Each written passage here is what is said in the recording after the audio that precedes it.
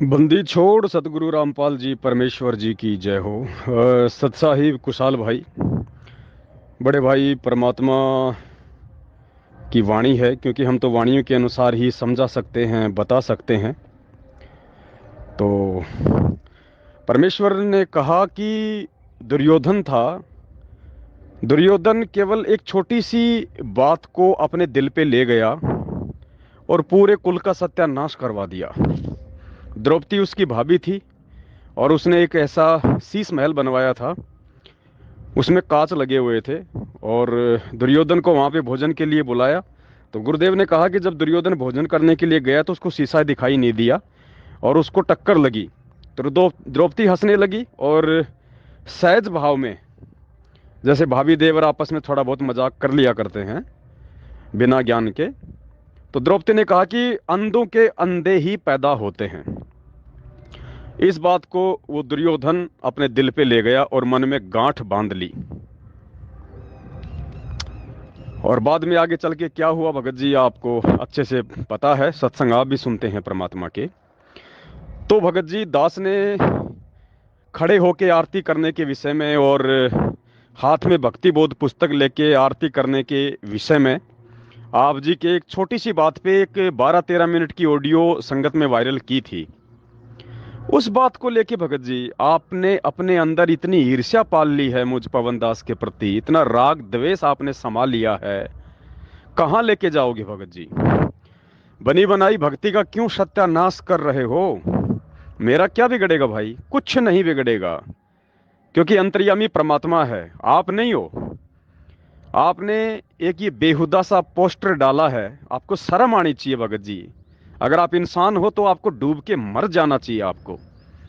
आप गुरुजी के बराबर में मुझ नीच की फोटो लगा रहे हो और आप अपने आप को गुरुजी का भगत भी कहते हो और कह रहे हो कि थोड़े दिनों में ये भी गुरुवाई ले लेता, गुरुजी की कॉपी कर रहा है। भगत जी, ये पोस्टर बनाने से पहले मतलब आपकी कॉमन सेंस भी मर चुकी है क्या? और आप कह रहे हो कि थोड़े दिनों में गुरुवाई ले लेता, और इधर से ये दास कह रहा है कि हे परमेश्वर, अगर सौपन में भी कभी अगर इस पवन दास ने आपकी शरण में आने के बाद अगर गुरुवाई की सोची भी हो, परमेश्वर लेना तो बहुत दूर की बात है, आगे बढ़ना तो बहुत दूर की बात है, अगर सौपन में भी इस पवन दास ने यदि आपकी जगह लेने की सोची हो, परमात्मा ये गुरुवाई की सोची हो करने की, परमेश्वर इस दास के सिर में इसी जन्म में कीड़े डाल देना, इसी जन्म में कीड़े। अब मैं ये नहीं कहूंगा कि यदि कुशाल दास जी यदि गलत हैं तो उनके सिर में कीड़े पड़ जाएं, नहीं नहीं नहीं, ये संतों का मार्ग है। परमात्मा कहते हैं संत ना छोड़े संतता, चाहे कोटि की मिले या संत। बाकी मैं ये जो दिल्ली वाले जो कुशाल दास जी हैं, मैं इनको इनकी औकात और इन्हीं को याद दिलाना चाह रहा हूं, इन्हीं को दिखाना चाह रहा हूं आईना, कि तुम लोग राग द्वेष और ईर्ष्या की आग में कुछ लोगों के साथ मिलके जो ऑलरेडी उस आग में इतने ज्यादा जल चुके हैं कि उनका रिकवर होना ही नामुमकिन है।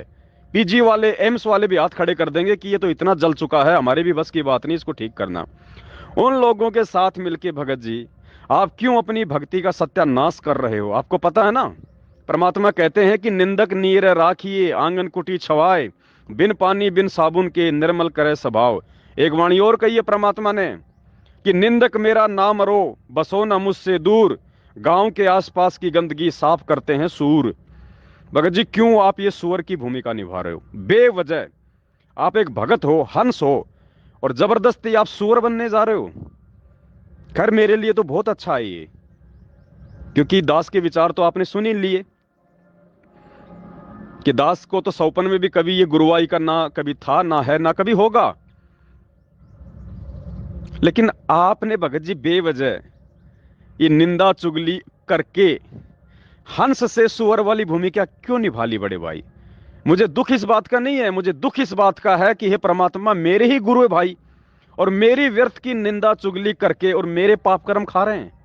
जबकि पाप कर्म तो परमात्मा ने मुझे मेरी भक्ति से हल्के करवाने थे, लेकिन ये विडंबना देखो कि मेरे ही गुरु भाई मेरा कोड खा रहे हैं, मेरे गुरु भाई मेरा रोग खा रहे हैं, मेरे पाप कर्म खा रहे हैं।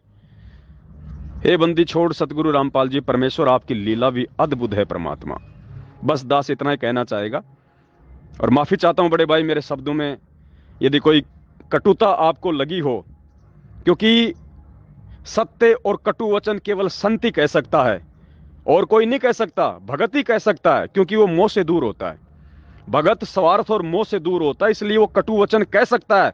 बाकी किसी के कटु वचन कहने की हिम्मत नहीं होती है। परमात्मा कहते हैं, जेता मीठा बोल ही तेता संत ना होय। बस दास इतना कहना चाहेगा, अगर अकल होगी, अगर दो चार बूंद इस परमेश्वर की ज्ञान की इस भाई की खोपड़ी में पड़ी होंगी कभी, तो ये समझ जाएगा। वरना पाप कर्म तो खाने का काम रोज कर ही रहा है, आगे भी करता रहेगा। खैर, मुझे तो कोई इसमें हानि है नहीं, मेरा तो इसमें फायदा ही है। 7 साल से पता नहीं लोग कौन कौन लोग मेरे पाप कर्म खा रहे हैं। शायद उस परमेश्वर ने मेरे पाप कर्मों को इसी प्रकार से हल्का करवाना हो। जैसी मालिक की मर्जी। बंदी छोड़ सतगुरु रामपाल जी भगवान की जय हो।